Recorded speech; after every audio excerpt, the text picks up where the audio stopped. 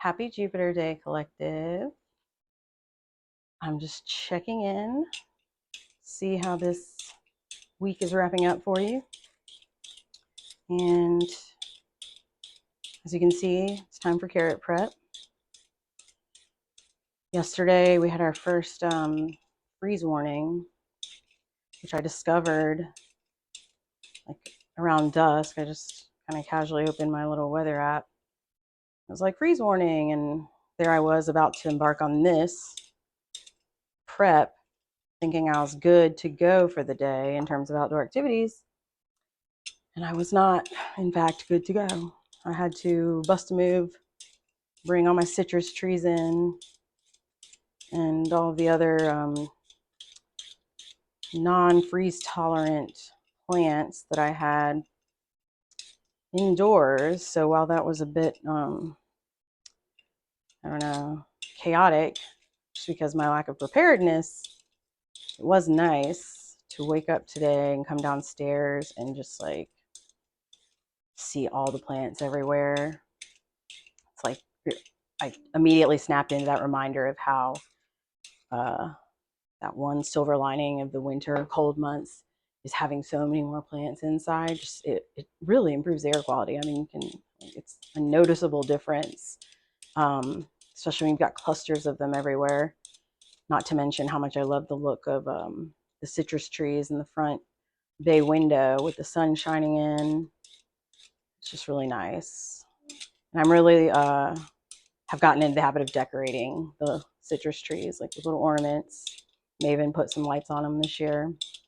Might be my substitute Christmas tree. Who knows? I don't know. But I wanted to touch just for a minute on, I've talked about Jupiter Day. I have a whole video on that.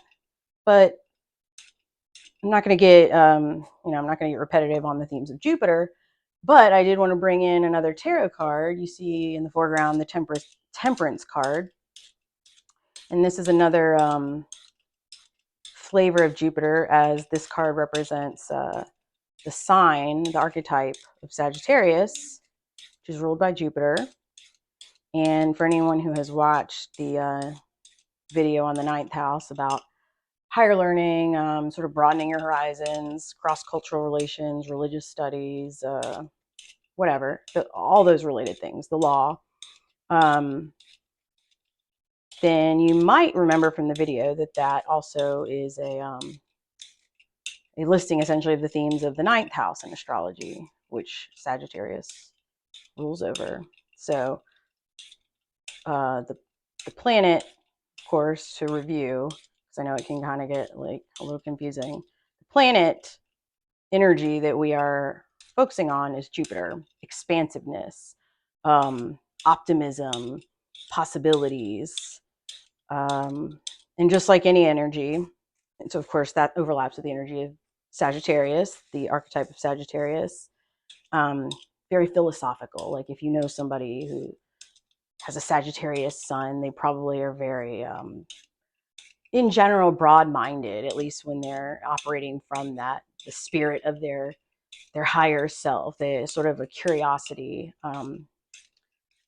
exploration of new topics and whatnot.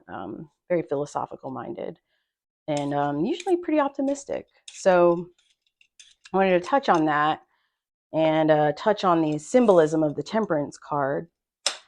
And I want to start with this quote. It's really simple, but if you really think about it, it probably resonates. I wrote it down over here. Until you make the unconscious conscious, it will rule your life and you will call it fate. It's a Carl Jung quote. And, I wanted to mention that because for anyone that is not familiar with astrology, and anyone that has been watching a couple of videos, and they may or may not have caught on to this, but, this is not meant to be your, like, some new dogma. Okay. This is like an age-old thing where you're essentially, we all learned mythology in school. Some people out there are, huge Lord of the Rings fans, Tolkien fans. Some people, if you're a Star Wars fan, even, like, anyone that is familiar with archetypes in any sort of entertainment realm, or just mythological studies, if you're a Matrix fan, all of these are sort of these universal principles, these universal experiences, and they're just different ways of talking about and explaining, usually through characters, fictional characters, and their interactions and their own like epic hero's journey. These are all just tools for humans to essentially navigate and cope with the human condition. And so I like astrology because, I've told you before, having my formal training in a very left brain oriented field, so my undergrad studies, political science and philosophy, and then graduate studies in law school, these all lend very well to the themes that I'm talking about now. And often in law school, especially, like I would just get I would want to go totally out and stay in the, existential philosophical explorations of law, the sort of like seminar class topics to where, you got to learn the rules and the core curriculum in your main classes. And then in the elective classes, that's where I would want to stay, mentally the whole time, which was great for my performance in those classes. But when it came time to study like the nuts and bolts, I was like, oh, this isn't as fun. So it's really no surprise that I find myself here talking about these things with you. But I do draw upon like the structure of learning that I was lucky enough to be the beneficiary of by having a lot of education.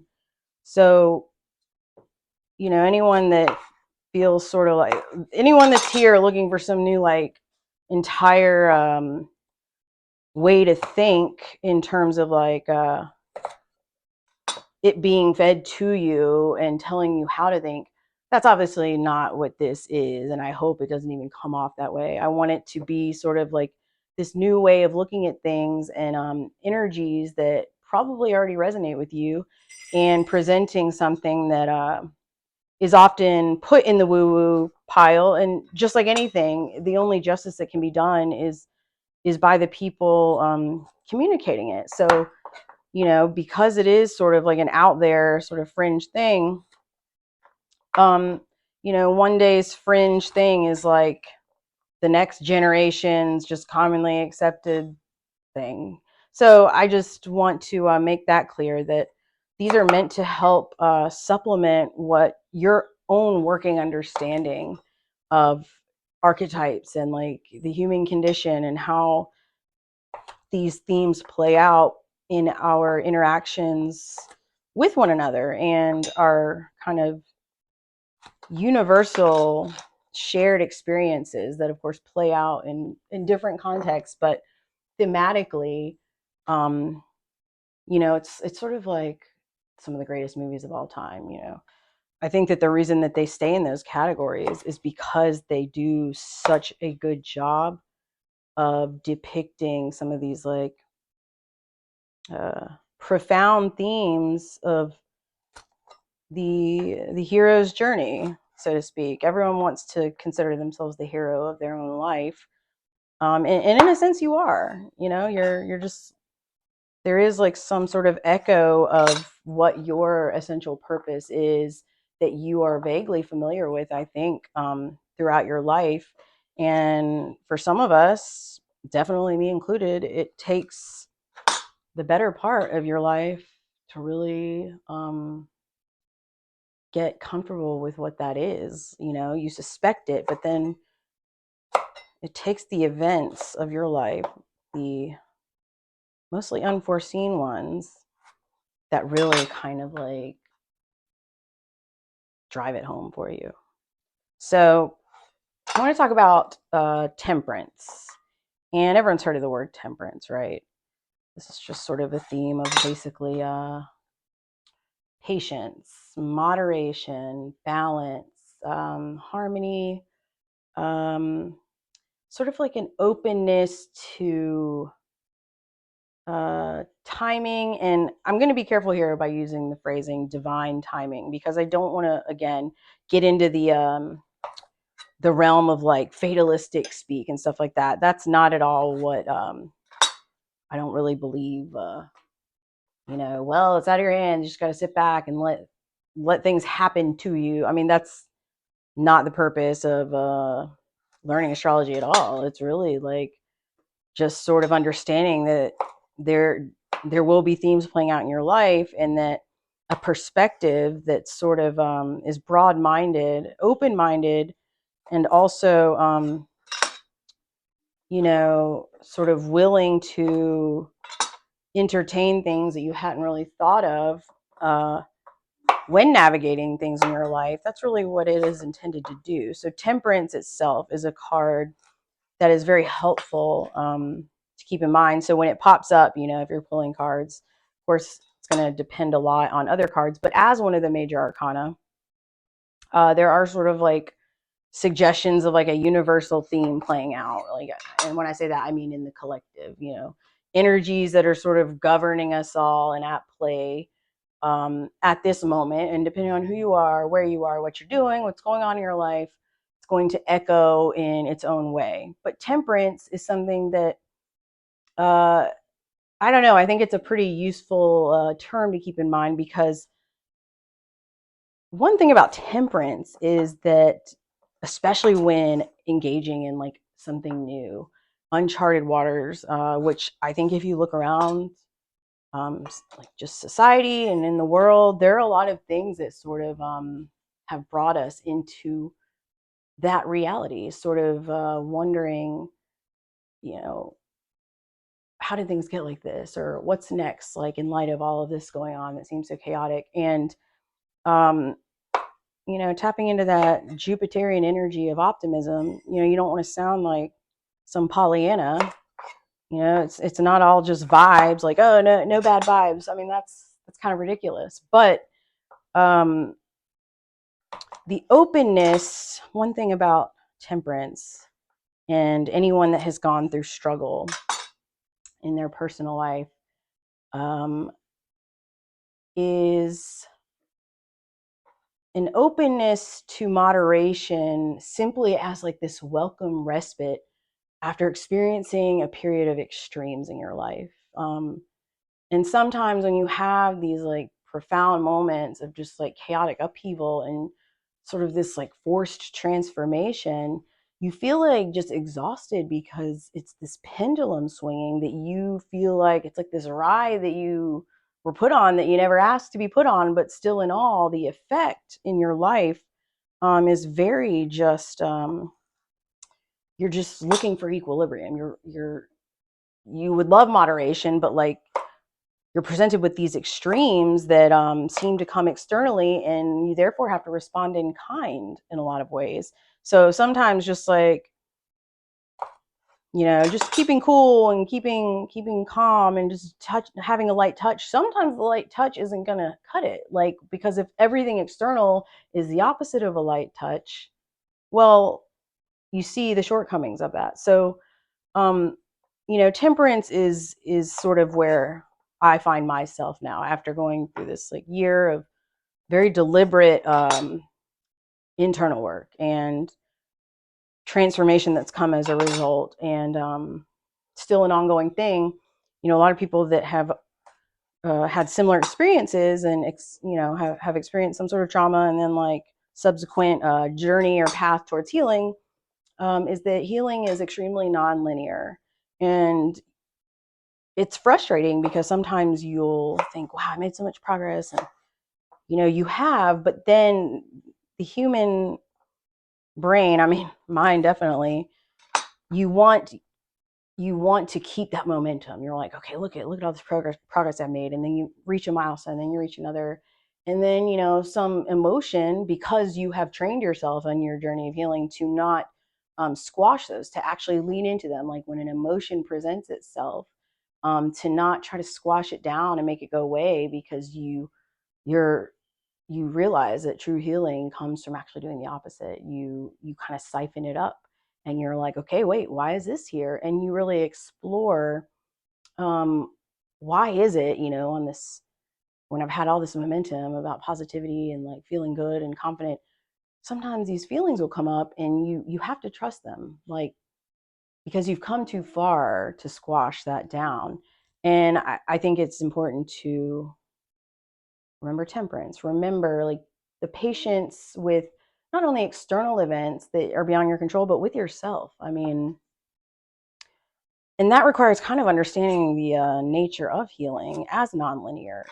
That I think it's a good sign, because the whole I don't know if it's proper to call it this. I hope it doesn't offend anyone, but there is that toxic positivity to where it's like, I like being optimistic in the spirit of Jupiter, but temperance suggests that sort of balance between grounding in reality and optimism. And so, if I'm just hit with like a bunch of good vibes only memes, it's like leading me to spiritual psychosis. Like, it's almost like, okay, that's great and all. Like, I know I want to be positive, but I know also that I made a lot of progress and I'm feeling like some type of way right now. And so exploring those feelings and sitting with them, with the patience and trust in the spirit of temperance, knowing that they will pass, because they will. And it's, you commonly hear like, I'm doing the work, I'm doing the work. And sometimes when you are on your own like sort of journey of healing, especially if you can't go to a therapist, but you're actually really trying to do the extent of healing that you can, just through surrounding yourself with good input, whether it's like through books or good music or whatever. Sometimes you still want to pull the threads and go, okay, so what would that look like? What does it mean when someone says doing the work? And for everyone it's different, but for me, doing the work is like it's the mundane. It's just surviving the mundane, chopping the carrots, getting up, and sometimes having to create your own create your own positivity by just way of taking pride and gratitude in these little things that you're able to accomplish. It's just that simple, and it's very unglamorous, but it's also, when feelings arise, sitting with them, like not trying to self-soothe, not like trying to find some substance to drown it out. And that's no disrespect or shade or shame to anyone that struggles with that actual choice, because everyone has their own level of pain and their own ability to tolerate their feelings. And again, I'm not a therapist. I'm not qualified to give any sort of advice in that respect. So what I'm just saying is, to when the feelings come up, they're there for a reason. And you need to just trust that there are some time, maybe it has nothing to do with your life. Maybe you're doing just fine. Maybe you're doing better than ever on your journey. And as somebody who has isolated and therefore is more in touch with your intuition, and therefore these collective energies that do affect us all, like the more in tune you are, and the more the less distractions and noise that you have disrupting your, I guess, antenna, so to speak, you're going to feel things sometimes, and you're going to feel sorrow, and you're not going to understand why. And maybe that's just because that's a good sign. Like, when there's a lot of suffering in the world, and there are a lot of things that are affecting a lot of people's lives in significant ways, you can feel that when you are really in tune, and when you are trying to be connected to the natural world, the bigger energies that are influencing all of us. That's natural that you're going to feel a certain type of way. So um, I want to talk for a second just about the symbolism of the Temperance card. And I actually have a smaller one here, so I don't have to guess from memory what's on there, because I want to make sure I cover it. But Temperance, one thing that's really noticeable that you start by looking, again, look it up online, Temperance card, tarot. You see this angelic figure, and it's meant to be purposely like an androgynous figure, not clearly male, not clearly female, just sort of this angelic, sort of otherworldly creature. And they have one foot in the water, representing the subconscious, and they have one foot on land, which represents the earthly realm, the material. So much like the High Priestess card that I talked about in the Fireside Reflection video, the latest one I did, This is a very deliberate symbolic representation of standing in perfect balance between the subconscious and the feelings, the otherworldly realm. But with the understanding that we all live on this physical plane in the 3D world where like we've got things to handle, and sometimes the vibes are less than optimal. So it's standing in that perfect balance. And on the robe that this figure is wearing, there is a square with a triangle on the inside. It's a white square with like an orangish triangle. The white square is representative of, again, the material world, because the square is supposed to represent the elements. Like I've talked about the fixed energies. If you go to the Jupiter energy video I did, and I have the Wheel of Fortune as one of the other cards associated with Jupiter, and sort of pinning it are the 4 fixed elements: Aquarius, fixed air; Scorpio, fixed water; Taurus, fixed earth; and Leo, fixed fire. So those are the 4 elements, just like in the physical world, but also they're considered fixed because they sort of like ground everything. They sort of keep it in place. And if you know anybody who kind of like represents those archetypes, and you think about their role generally in your circle, whether it's your family, friends, whatever, I think you might find some truth in that symbolism. So, this figure's got the square, and then within the square is the triangle representing the sort of what you would say, I guess, the mind, body, spirit. Some people call it the Holy Trinity. It's the same thing: mind, body, spirit, existing within the earthly realm, the square, the fixed elemental energies: earth, air, fire, water.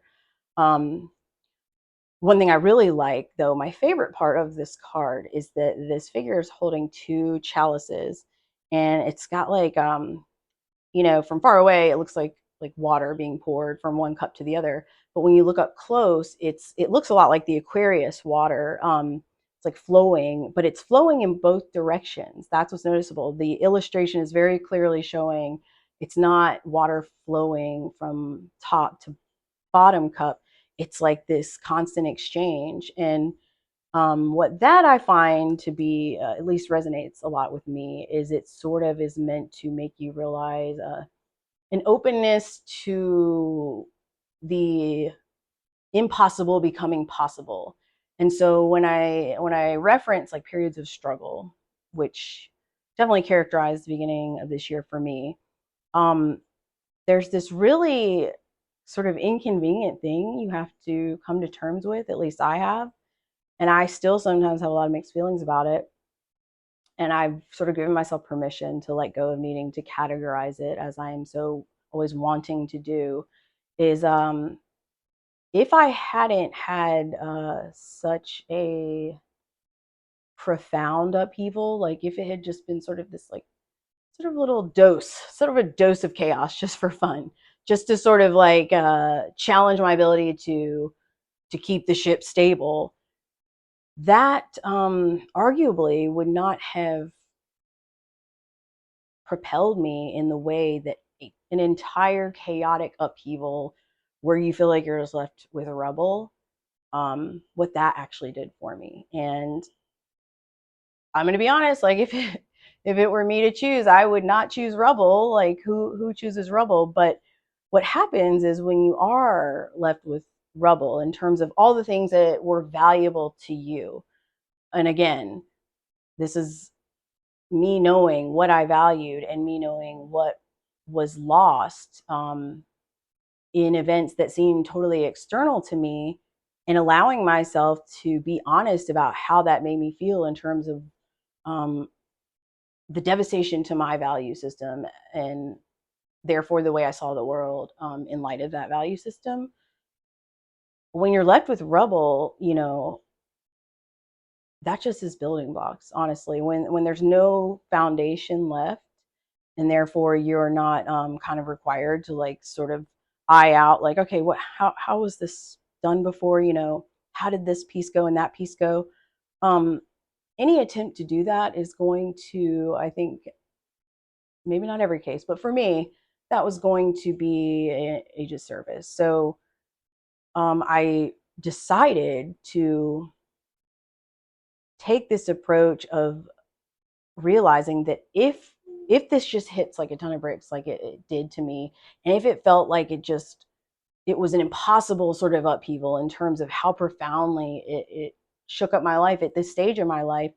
One good thing about something that seems impossible, in terms of how thorough it is and how it affects you, is that you realize anything's possible. And it's sort of like that meme where it's like this character sitting on a bus, and like on one side of the bus, it's like looking out the window and it's like a sad face. And on the other side of the bus, they're looking out the window and it's a happy face, exact same bus ride. And it's, if you were to put this in like the meme form, it would be like, um, anything's possible, sad face, and then anything's possible, happy face. And that's what I mean about the spirit of temperance. It's moderation, not for the sake of like some value I'm assigning to taking the middle road. It's moderation in terms of how you feel at any given moment about any event, because how you could feel about that exact same event in divine timing.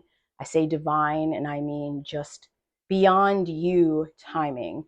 This doesn't mean that you have to believe in God, one God. You can believe in multiple gods. It doesn't even matter. That's not what I mean. I mean universal. I mean what is greater than all of us, the pace of nature, and on the timing of nature and the timelines that we're all subject to that we're just not aware of. That's what I mean by that. I mean by being patient with yourself and adopting this um, attitude and the archetype of temperance will get you farther than when you're right there in that moment experiencing it, that you would be expected to see at that time. So, um, I really thought that the temperance card was appropriate, aside from it being Jupiter Day and it linking directly to the ninth house. Uh, it's not hard to see where this comes from: higher ideals, from philosophical thinking. Somebody could have taken a lot of philosophy, majored in philosophy, have a PhD in it, and they could get to all of these archetypes and principles, and epiphanies without a tarot deck or Tolkien or any of those other epic tales.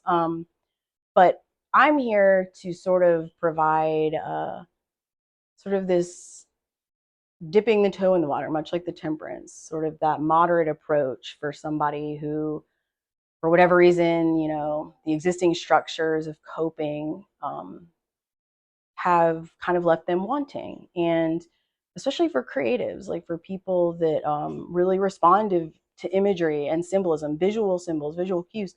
I think that's the value of the tarot deck, because it's not like these mystical energies just like presenting themselves and some voodoo. I mean, it's meant to expose you to all of the things that are already within you. They're all already there. And sometimes seeing this picture that is meant to be universally understood can help you see yourself in something as simple as an illustration with like certain symbols, images, colors, um, people facing away from each other or towards each other, and what that means. It is deliberate. Like they are meant for you to reflect and to see maybe yourself and the people in your life, um, in these symbols and in these archetypes. Um, so just like anything else, I wouldn't advise sort of adopting an archetype and making that your identity. Just like I wouldn't advise actually doing that with any sort of archetype that's meant to be helpful. I mean, archetypes, all of them exist within us. Like all of the signs of the zodiac, the energies associated with them exist within us. They all just govern different parts of our lives and sort of give color to the way we approach what archetype we kind of pull from in approaching those areas of our lives. That's what's really fascinating to me. And so it's always a tell also, like, when you kind of engage with the sun sign astrology, and it's like people who don't have a very good understanding, but they're like, oh, I hate a Sagittarius. I knew a Sagittarius once, couldn't stand him. Or I can't stand cancers. Every cancer I've known is blah blah. It's funny because like it's really just the obvious question is, oh, for me, I'm like, I want to see the chart. I want to see what area of life Sagittarius rules over, which house, and I want to see what area of life Cancer or what house Cancer rules in their chart, and know a whole lot about them right at that moment. So just like everything else, it's usually like that thing that sparks some sort of like um some sort of like some sort of anti this or that. It's just like a lot of other things in life.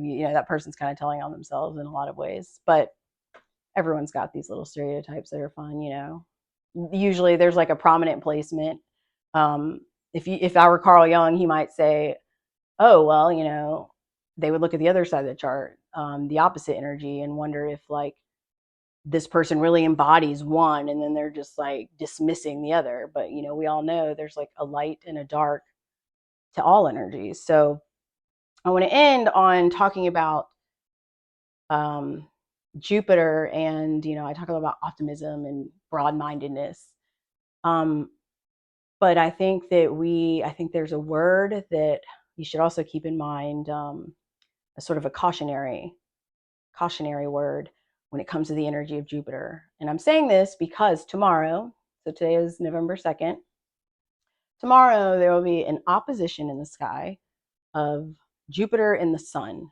So the sun is generally like our id, like our ego, our identity though, but like sense of purpose. I don't mean ego in the negative sense. I just mean like your there is a purpose for your ego. There is a reason. And in the highest vibration, it kind of leads you to walking the path that you're meant to walk in your life. It take you your whole life to figure it out. But the thing is about the sun, when it opposes an energy like Jupiter, I think the one word there is hubris. Like that's what you want to watch out for. So, confidence is good, and acting deliberately and with a sense of purpose from who you think that you are at that time. When you bring in the energy of Jupiter and this guy opposing it, that could be good, but it's there's a fine line, right? Like there's the tendency towards in sort of an unchecked version of that, for bravado, for butting heads. Two very very loud, confident people, maybe overlooking the need for temperance or the value of temperance, and making a mountain out of a molehill, so to speak, in sort of this like battle of egos that from the outset didn't have to actually turn into that. So I want to sort of touch on that other sort of negative shadow side of Jupiter, because um, it is good to have confidence, optimism, and maybe like biting off a bit more than you think you can chew, because you want to reach high, but you don't want to like you want to be grounded in reality still. Like you want to operate from a higher self, like, and that means sometimes biting off a larger chunk than you have before, but you still have to be grounded in reality, of course, right? Like we all are subject to the rules of like the physical realm, at least as we know it. So um I wanted to touch on that. You don't have to understand transits or whatever, but I'm just boiling it down to a very simple energy you might see. So like tomorrow would be a really great time if you're inclined to jump in on a Facebook debate, even if you feel really strongly. Actually, especially if you feel really strongly about it, I would just walk away. I would just leave that alone. At the same time, playing into this same thing, you're going to have an opposition tomorrow as well in the sky of Venus, which I've talked about many times. Beauty, love, harmony, sensuality, creativity, uh, sort of our relationship planet, is going to be opposing Neptune, which we haven't talked about. But just you think of Neptune, um, my favorite word for Neptune is Delululemon. It's like illusions, delusions, but dreams. It's like that kind of blurring the line. It's like the liminal space, and that is definitely not good when mixed with sort of the Sun Jupiter energy. So you don't want to be like super super confident in sort of this like stance of maybe bordering bravado, and like say getting into an argument with like somebody, whether a romantic partner or not, about something, because it might not be your view, might be clouded a little bit by that Neptunian illusion. So I think that the best way to characterize energy of tomorrow and like therefore carrying you into the weekend is to use it to your creative advantage. Like if you have like this thing you've been wanting to get done, project you want to embark on, maybe it's just something like keep it local, keep the energy of everything I'm just described, harness it locally. So, instead of engaging in some debate online or with like somebody else, I would just sort of be like, okay, I'm feeling a little bit confident, more confident than usual. I'm going to get that thing done that is going to have to be done anyway. So I might as well do it when I'm feeling borderline delusionally optimistic about getting it done, because I know I have to get it done. Like the rational, grounded part of me knows it's going to have to be done anyway. Choose the most ambitious thing on your checklist, basically, is what I'm saying, for tomorrow and into the weekend. Choose the most ambitious thing that, good, bad, or indifferent, you got to get it done. And at the end of the day, make art, not war. Use it to your advantage. Do something creative. Do something with that confidence. Do something with that dose of Delululemon and that Venus, and make something beautiful. And be creative. Just use that confidence and the momentum of these energies, to propel yourself into a project, a task, something that will benefit you instead of cause more problems in your life, especially in the external world. There's enough of that. So hope hope this little capsule lesson on the Temperance card, on a little bit more into Jupiter, and just the idea of what temperance in terms of moderation and imagining possibilities, especially if you are still in the process of healing, um, keeping all those energies sort of in mind as things that you can, instead of just being like a victim of, or having to sort of sit back and be affected by letting things happen to you, knowing these energies are at play, and at least, with an open mind, entertaining the idea that maybe these things affect you more than you had considered. Why not start creating these kind of connections in your brain that are going to help propel you through tasks that are already required of you in your life? On that note, I have got some onions to chop for my beef stew. I will check back in, maybe Saturn's Day. I don't know. We'll see. Till then, take care of yourselves.